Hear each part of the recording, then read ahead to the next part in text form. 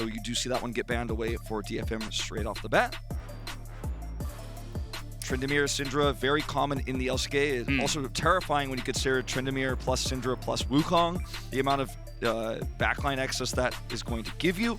So I do like this ban quite a bit. Yeah, potential also, I suppose, for the Graves to be flexed. So they want to take away that Tryndamere into that pick. Definitely something that Zeus can play, but I wouldn't be surprised if Oner does just hop onto it.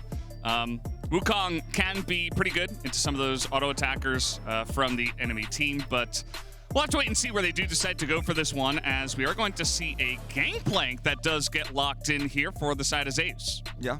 The late game of T1's comp is insanely strong. They have so much damage towards the later parts of this. The Gangplank also going to be so pivotal around early objective fights with the Cannon Barrage, and that's something that is very difficult to play around with DFM's composition, because he could do it from anywhere. He could slow your comp, which is going to give Graves more power. Rumble with the hover. Yeah, pretty interesting to see the Rumble that is going to be coming in here. We have seen him from time to time, but wouldn't be surprised to see that just up in the top side to go in that counter lane matchup against the GP. Can be very annoying to just, you know, get that damage in. And what are they going to round out their composition with here in the support side? The Nautilus already banned, definitely one of the more common duos that you do see alongside of the Aphelios, but this time it is going to be the Rakan. Let's see what this final pick will end up being here.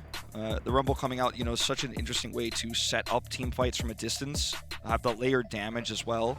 So it shores up a lot of... Oh, you could set up with this Rumble the ability to then have the Aphelios ult finish people off. You have so many engaged tools. Really like this Bard. It's Bard. It's Keria's Bard. Haven't seen this one in a very long time. It's going to really throw a wrench into the gears of how DFM want to play this composition, especially into the Wukong. Long time no see. I'm very excited for this. This also gives you so much chase potential. You could go deep into the jungle, clear away those wards with Umbreglaive. T1, we knew it was going to be something. We didn't know what the X factor was going to be this time. Yeah, it's kind of interesting, because when you think about it more, it feels so nice with the Ezreal too, because, you know, you see the Karma, it's banned. Okay, that might have been one of the more common duos that you see down there, but the Bard can roam around the map, kind of leave the Ezreal to just do his thing, you know, farm from a distance. We've seen actually Ghosts from Damwon Kia in an LCK respect do that a lot of times back in the day, where they found a lot of success. And now Keria, he's going to be roaming around the map. He can stop a lot of those engages, as you were talking about, with his ultimate. Very curious to see how he is going to do on this Bard here today. Yeah, it's just another one of the champions in Keria's big pool, his champion ocean to come through. And I think it's actually good for the composition too. Similar to how we saw the Wukong center lane and all the other weird stuff we've seen, the Pike that he used to actually extremely well outzone Yutapon from team fights the last time these two teams faced off against each other. So DFM, I think the burden is on their execution, because they have a lot of CC. They can layer a lot of the Wukong into Scatter the Weak, right? And the Zoe, obviously they're laning into, going to be something they can get a little bit of pressure on with the Wukong in the 2v2s in mid. And like, I think the Rumble is a great pick here.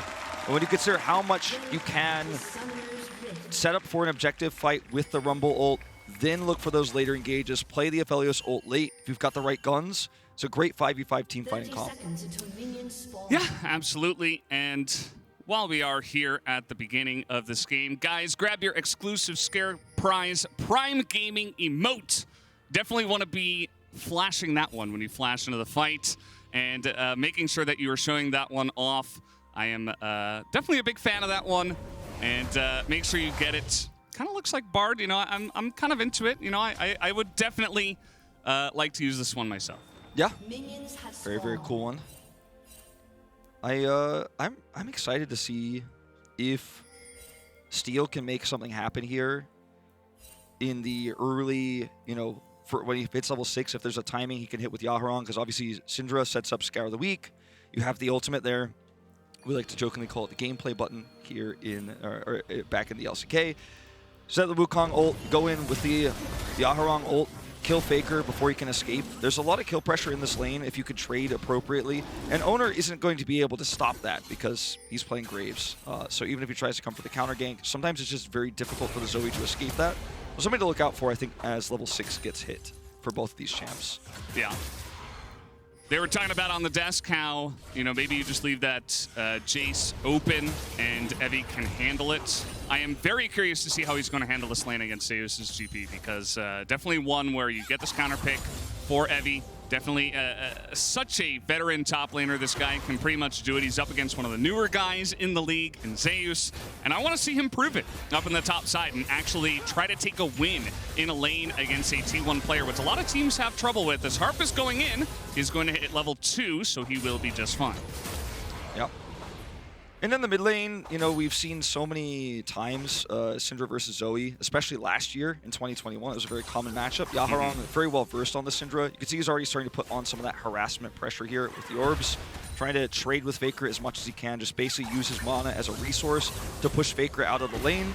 And we see Yaharong have many solo kills, in fact, on this champion, even in the LCK, much less common in the LGL because it's not really a Syndra meta. But a champion that he's really well versed on. He's played this matchup so many times. And so far, so good at putting that pressure on. Steel is going to be getting aggressive up in the top side, and the wave is in a really great spot, but there is a ward down, so probably should be communicated by Evi. Say, okay, he put down a ward just recently, so you can continue going back and farming your jungle. And note that Zeus, he's just gonna back, even with the lane not in a great spot. He's like, no, I'm just not gonna take that risk. I'll just teleport back to lane after I pick up an item, as we're going to see another engage down on the bottom side. The Gravitum is available, but not going to amount to too much. Yeah. And Zeus, totally fine up here. Oner's around. You can see the vision shown here is now, of course, on a ward. He's going to back off. Evi's got the wave here in a pretty good spot for him. Your turret, as often you have to do against Gangplank in a matchup like this, especially in the early parts of it. A lot of respect shown. And it's a slow early game with these two very strong late game comps that these teams have built. So despite Steel's early gank opportunity, it's a very slow-paced game compared to our last one. Let's just say, and compared to many of the ones we've seen in this group so far. I love the way that Evi's playing that lane state, by the way. He knows that the Gangplank just left, so that's going to mean that Zeus feels less safe. And he should, because Steel is going to be up in the top side here and be looking for a gank against Zeus. We'll see if this does work out, as that Harpoon is going to land. They've got him kind of against the wall here, as he will slow them down. Not sure how you'll get out of this one. Looking pretty good. Zeus is going for the kill onto Evi. He flashes in, but Harp is here as well. And that is just going to be first blood. Excellently set up here from the side of DFM, as Evi put that lane in the right spot, and Zeus gets punished. The wave management here from Evi is what leads to this. It's the second path. Knows that Oner was like on the top side of the map and had left. And when he goes over, when Steel comes over, he checks to make sure that Oner is not in that brush. If he's in the top side brush, it means he's lost an insane amount of farm. He's stayed super long, and then he could just walk away. There's no cost because the wave is in such a perfect spot. But if he's not there, which is what he correctly predicted, he's able to set up for a kill here. Really nicely done. Zeus has no teleport, lost it previously, so now has to walk all the way back to wave. And notice that Zeus is just zoned out here. He's put between a Rakan and Harp place with the turret. Tries to flash forward here to get Evi, but Harp gives him another shield, and he just does not have enough damage. Just doesn't have his Q in these early levels. Cooldown's still pretty long, and doesn't get to trade. Very successful gank here already, and when 6 is hit for Steel, he's going to keep that ball rolling. Yeah, and for me, I think even if Harp wasn't there, I think he still would have survived. But the fact that he was there and that they were putting so much thought and time into this gank really just shows how much preparation they have put into this matchup. Like I was saying before we got started, right? They would love to just get one win against T1 and see if they could actually make that happen. And this is where it will all start, you know, getting the Rumble ahead and getting him to be annoying and taking Zeus out of the game early. The other thing, too, about leaving the Aphelios to his own devices alone versus Ezreal Bard can be very frustrating to play that one out, but he bought a call. So he's like, yeah, I'm going to let you go up there. I'm just going to sit back and farm. Not going to make any plays. I'm going to 1v2 down here. I'm going to get the investment returned on this call purchase that you very rarely see on Aphelios, actually. You see it on Jinx a lot of the time, but not on Aphelios so much. And it's a really nice strategy. Like, DFM clearly had a plan going into this, like you said, and there's all these pieces you could see across the board. Yes, it's really cool to see, and you see everything else, right? I suppose that Oner getting ahead on CS would be the one thing that T1 have right now. But again, another ward is here. Oner is not going to get any value in this lane. He has to come up here and help Zeus push this out. Otherwise, I mean, the lane was being forever frozen once again by Evi so excellently. So they were like, well, we got to come up here and help you. So it's going to be a lot of effort as they are trying to get this down. That is going to be the sleep as the equalizer does come out, but Zeus is just going to shoot him down, and T1 are able to convert at the end of the day. Yeah, and there's nothing, unfortunately, here for DFM. They can make cross-map here. Steel is going to just sit here under this wave, not here fast enough. They got outnumbered. It will cost Faker some minions here in the mid lane, as you can see, is crashing through to the turret. As Yaharong is going to take this opportunity to roam bottom with the crashing wave. Level 6 not up for Yutapon, but they're still going for this. They've got a big opportunity here if they can land that stun. The ultimate will come out. The unleashed power is going to get it done. The cannon barrage is put onto Yutapon, but it's not really getting that much value. As Yaharong, he will safely have to flash out of this one, but it's yet another big advantage here for DFM early in this game. Yeah, if the cannon barrage is faster and it can slow it to keep Guma alive, he gets a flash off, then can have the chase. This looks completely different, but yeah, cannon barrage now down. Zeus is trying to, again, walk back to lane. It's just controlled by Evi. He doesn't make the impact. It's a really nice gank timing here for Yaharong because he knows Faker was topside. He's got the wave push. Faker will, of course, bounce this one back and is going to look for a plate. But this early game has been so phenomenally played from DFM, really showcasing a masterclass of we can win games without steamrolling like we do in the LGL. Normally get so many kills in the early game, the rest of the macro doesn't matter. But this time they've played it out very smart. I think it's really credit to the coaching staff preparing for this game. Absolutely. We'll see if they can keep it up, right? Because as you mentioned, straight from the draft, they have picked something that is going to scale and is going to be able to fight T1 later on in a draft sense. So I'm excited to see if they can actually make it happen, as now they're going to trade this first Drake and DFM will be able to take the Rift Herald. Definitely a big win for them. Oner will pick up the Ocean Drake. But I think that early Rift Herald, that's something that T1 always fight over. But you can tell in this game they're not confident to, as the equalizer will come down. Zeus is burning down. Evi, he is just out of the range. He is being so cheeky with that. Takes a big blast as now. Charm comes down, and the ultimate will be used by Yutapon. That is just a dead Ezreal. Guma will be taken down as well. This is not the first time in this group that Guma's positioning has been extremely far forward, extremely disrespectful. The wave's in a bad spot, and he's greeting for it. He's trying to get up there, doesn't know where Harp is, and without his partner, Keria, who was actually still in the river, super far away, you can't be that far up. You can't actually get those minions. You have to give them up. You have to be willing to sacrifice that, but he wasn't. Not showing the respect I think that DFM deserves here, especially in this bot 2v2, or bot 2v1 in this case, because Keria wasn't there. Getting punished yet again. These are the things we're going to be looking back on. These are the analytical points, I think, when we head into Rumble stage and potentially knockouts that, you know, RNG fans are definitely paying a lot of attention to. Like, okay, how is this 2v2 going? Most dominant 2v2 in the LCK, but here in this group stage, still most dominant of Group A, but not the same level of dominance, not the same amount of clean play that you come to expect from Keria. Yeah, I think that is definitely granted. I think even in the games that they have won as well, you know, just like picking up the pike and just going absolutely way too over-aggressive. It's like, you guys didn't have to do that, right? But perhaps something to think about as the tournament does come along. Certainly as well in this game, you know, Guma currently at 0-2. So we'll see if he can come back from there. As Harp, he is roaming around the map. He's looking for plays, but there is a nice amount of vision here in the river that will spot him out. He should be able to clear some of that too, as the sleep is going to come down onto Yaharong. Fantastic scout of the week. Is it enough to get him to safety? The answer will be no, as he did not have his flash. And the second he got slept, I think he knew he was gone. And this is when T1 could start to use this Umbro Glaive for the first time realistically, make sure they can clear deep vision in DFM's jungle and start to be really, really frustrating, because up until this point, Oner hasn't had that much agency to actually go deep on the map. They haven't had any of these lanes really under their control. So this Graves pick was starting to feel like it might actually flop big time, especially when you consider that Zoe needs to get this early first turret. She didn't have an opportunity to do that just yet. Now she's putting the pressure on. They didn't have Herald. Evi was hiding in that barrage. The cannon barrage is here. That's a barrel to the face too. The equalizer is not quite enough. One more auto could do it, but he's going to wait for the shot and pick up the extra gold. Zeus will take the 1v1 after being surprised by Evi in the bush. It feels like this is a bit of deja vu. You know, when we think about how the last series with these two went, the early game went a lot better for DFM than we expected. T1 made some mistakes. There were some problems.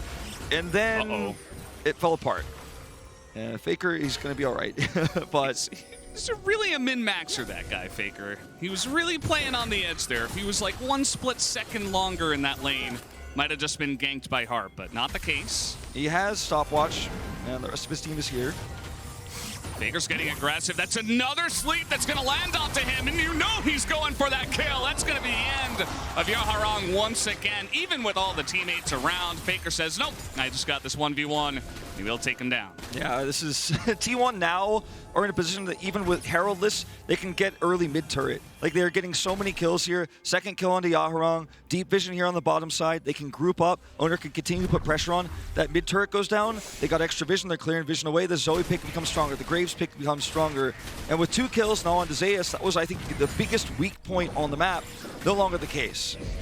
Steel, he was running out of time on this Rift Herald. It is going to be before the plates do go down, so he's going to be able to give some of that gold over to Evi. Actually, 320 total because he does pick up an extra plate there on the top side. Will be given to Evi. And then, of course, 160 over to Steel. The Wukong, as now the magical journey comes in. They are just bullying Yaharong right now. Sleep setup. Yeah, he's got the sleep set up. That's going to be the end of him. Nice on Scout of the Week, but that's not going to matter because Faker is right there. By the way, picking up that MasterCard Mythic, the Luden's Tempest, at 12.59. You can see the synergy between the Bard and the Zoe in these moments because it just allows you to get guaranteed trouble bubbles. They've got the combo onto Zeus, but he's able to skirt outside of that equalizer and just flash away and steal. Almost takes more damage than the level 10 Gangplank on that one. Yeah, does look that way. Nice opportunity, but this is what I'm talking about with the mid lane. Faker is just getting plate after plate. He is deleting these minions as well. As Keria, look at the vision control around him.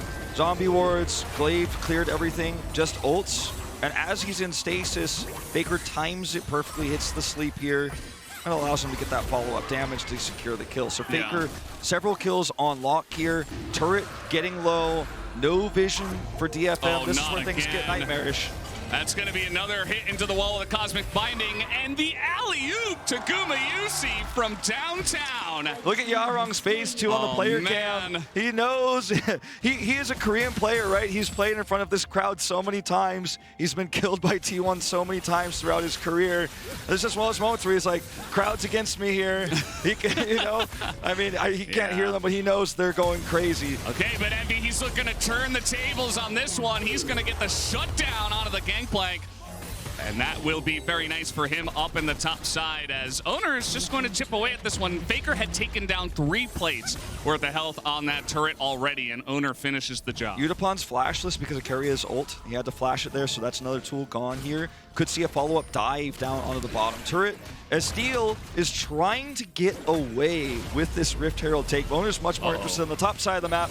This could be dead Evi. He's got no flash, nothing right now, as Oner is just chasing him down. He still has the collateral damage, just waiting, and just shoots him straight up there. Oner is going to take advantage of that. Keria?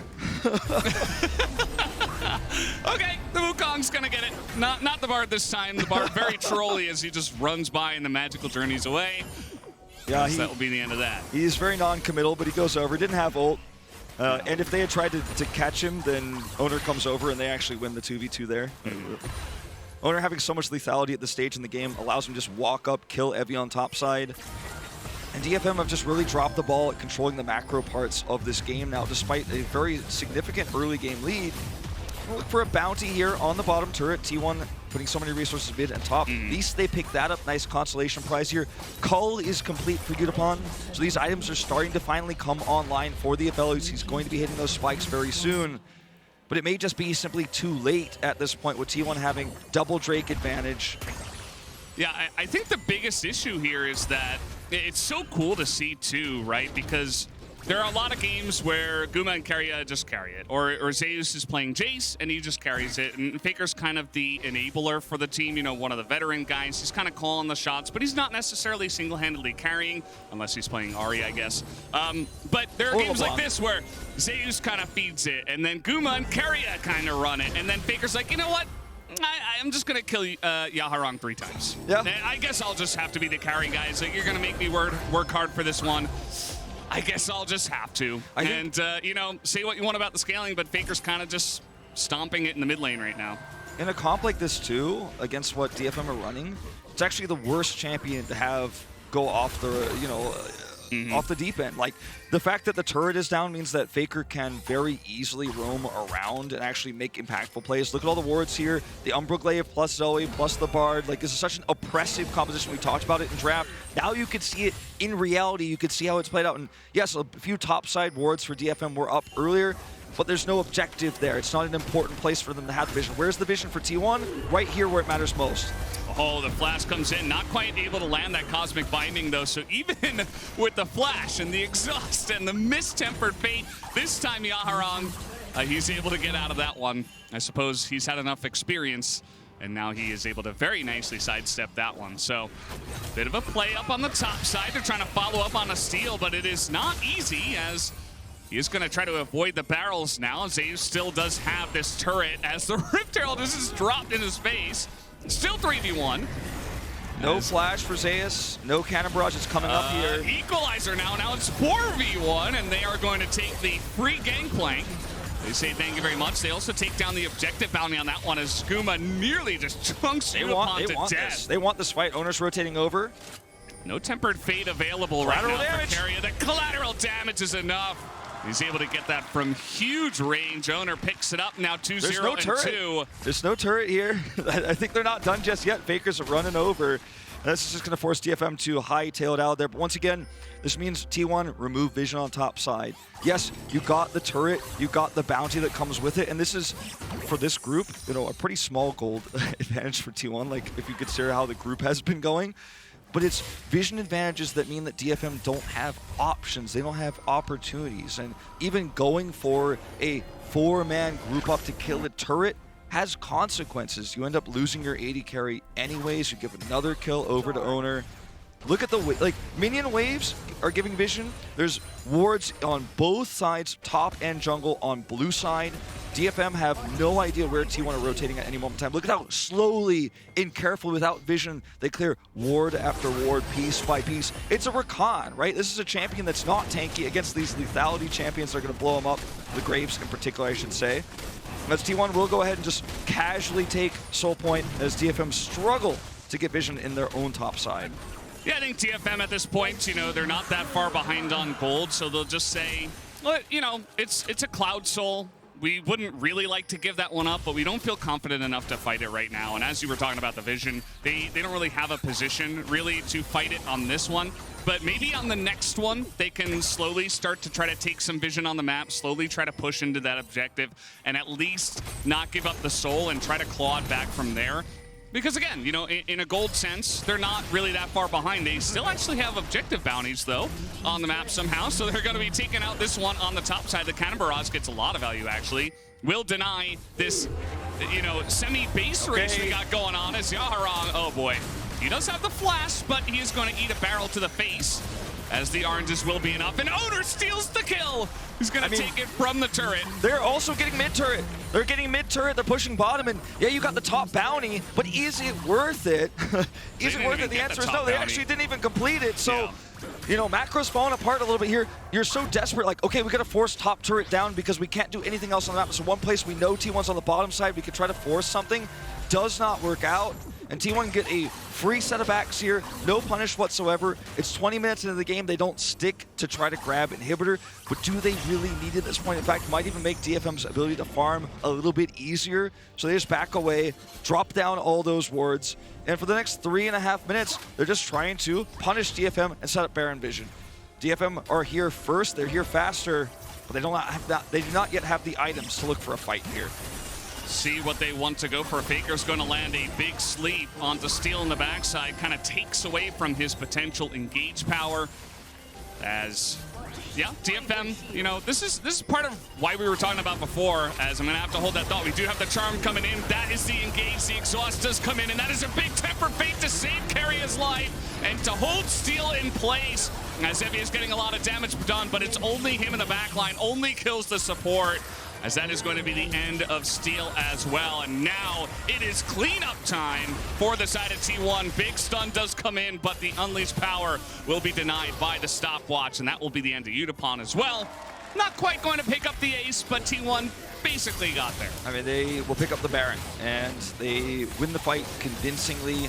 DFM, remember, were on objective first, but they got split apart. T1's trouble bubble usage, or Faker's trouble bubble usage, was so good that DFM weren't able to actually control this space. They had to back into the choke. T1 chased them down. This Red Bull power play is going to be very big for the first Baron buff of the game. As notice, Harp's engage doesn't go the way they want because they don't have really follow-up damage. Gumayusi and Oner on the bottom side, so as Yutapon steps forward to look for the ultimate there, they punish, they wrap around. This is what I was talking about, looking very disjointed on the side of DFM as they try to desperately force an engage because they think this is the one chance we're going to get, and it's not good enough. Zeus teleported from the top river to the top lane just to corral the Yutapon, the Aphelios in that case. The Yutapon. Yeah. There's only one. He's the guy. And yeah, I think that T1 at this point with the Red Bull Baron buff are going to be pushing it as Zeus is just going to be charmed up, but Tempered Fate, this is what Bard offers to a team. Is it enough as Zeus is incredibly tanky, able to get through all of that as Oner's just 1v1ing, and now the cannons are really going for T1 as Yutapon, he's trying to get that front line, but it is not going to happen. That is the ace, the double kill for the Bard, and it might just be T1 ending the game with the Baron here. It was a good start for DFM. We saw the gold graph earlier. Top side of the map went their way. Some disrespect from Gumayusi on the bottom side. But this comp comes online because Faker carries this game 6-0 and 4. He will finish on the Zoe. Turret goes down early. Oner with the Umbral Glaive, clearing up vision. This composition played out so beautifully. Insane draft from T1, very unique, even making the Bard plays to set up Zoe, hitting those trouble bubbles. T1, they are going to advance from Group A with this win. They're 4-0, and one of their toughest opponents in the second round robin in DFM is gone. 6-0 seems more and more likely with each and passing game. Be the third team to do so here at MSI 2022 in this first group stage. DFM, though, credit where it's due. Yes, they do lose 0-2 to T1 in front of a Korean crowd in a sports rivalry that's been as long as time between Korea and Japan. But they came with a solid draft. They had a good plan. They played the early game well. The roams we did see were just phenomenal from them. They know how to punish. The Rumble counter pick was great. But unfortunately, just Yaharong in the mid lane couldn't stand up to Faker's pressure. They didn't show enough respect there, and that was what got T1 back to the game. In the composition that needed vision control, they finally made it happen. Yeah, you know, there's just moments like that where it's little things in the lane that T1 will absolutely crush you with, right? Like, if you are a Syndra without flash against a Zoe and a Bard, not to mention, without vision, you just can't be up in the lane. You just got to give up some of that lane. We've seen that some mid laners can handle that, and others are like, no, I really need that farm. I need to put on the pressure. I'm Syndra. This is what I do. But immediately, T1 will take advantage.